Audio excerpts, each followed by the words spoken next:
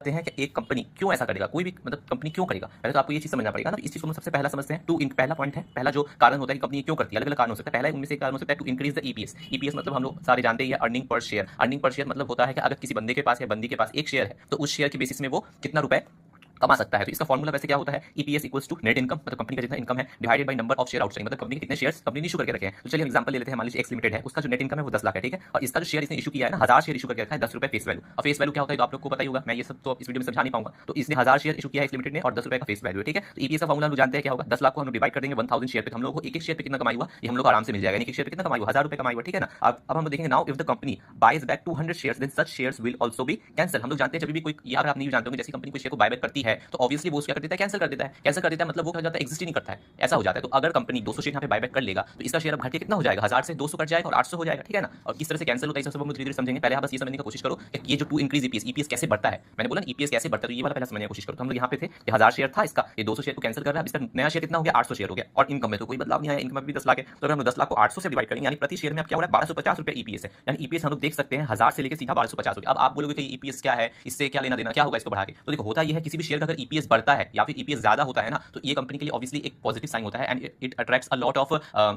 obviously the people involved in buying shares and all, okay, तो जो लोग share वगैरह खरीदते हैं उन वो लोग ऑब्वियसली देखते हैं ना कि ईपीएस क्या है नहीं। ईपीएस अगर किसी भी कंपनी का बढ़ा है तो ऑब्वियसली ये उसके लिए क्या है, एक पॉजिटिव साइन है। उसका जो फाइनेंशियल्स है वो काफी स्ट्रॉन्ग नजर आता है, उसको फाइनेंस मिलने में या फिर उसकी कंपनी में उसका शेयर जल्दी जल्दी मूव होता है, ठीक है ना। कंपनी का शेयर प्राइस बढ़ता है, आप ये समझने की कोशिश करो। तो जब भी कंपनी का मान लो शेयर का दाम कम रहा है ना, किसी भी कारण की वजह से, चाहे कंपनी को कोई नेगेटिव न्यूज आया है या फिर किसी भी कारण की वजह से, तो कंपनी इस तरीके का काम करके यानी कंपनी बायबैक करके क्या कर सकता है, अपने शेयर का प्राइस को आगे पुश कर सकता है, यानी बढ़ा सकता है। कैसे बढ़ेगा, तो बायबैक करेगा तो इसका ईपीएस क्या होने वाला है, बढ़ने वाला है। और जब ईपीएस बढ़ेगा तो ऑब्वियसली एक शेयर में बंदे को क्या होगा, कमाई ज्यादा होगा ना। आप समझने की कोशिश, शेयर होल्डर कम गए लेकिन इनकम तो सेम है ना, शेयर होल्डर्स कम गए, लेने वाले कम गए लेकिन पैसा तो अभी उतना ही बन रहा है। तो एक बंदा जो उस कंपनी का शेयर खरीदेगा वो ज्यादा पैसे बनाएगा। ऑब्वियसली समझने की कोशिश करो, पहले 10 लाख रुपए थे वो 1000 आदमी में बढ़ रहे थे, अब 10 लाख रुपए इनकम है लेकिन वो 800 आदमी में बढ़ने वाले। तो ऑब्वियसली सबका कमाई ज्यादा होने वाला है। तो practically it will attract and lure more investors. So ये चीज करके क्या करते हैं हम लोग, जाते हैं बायबैक जब होता है तो ईपीएस अर्निंग पर शेयर बढ़ता है और जैसे ही अर्निंग पर शेयर बढ़ता है वैसे ही मार्केट प्राइस पर शेयर बढ़ता है। I hope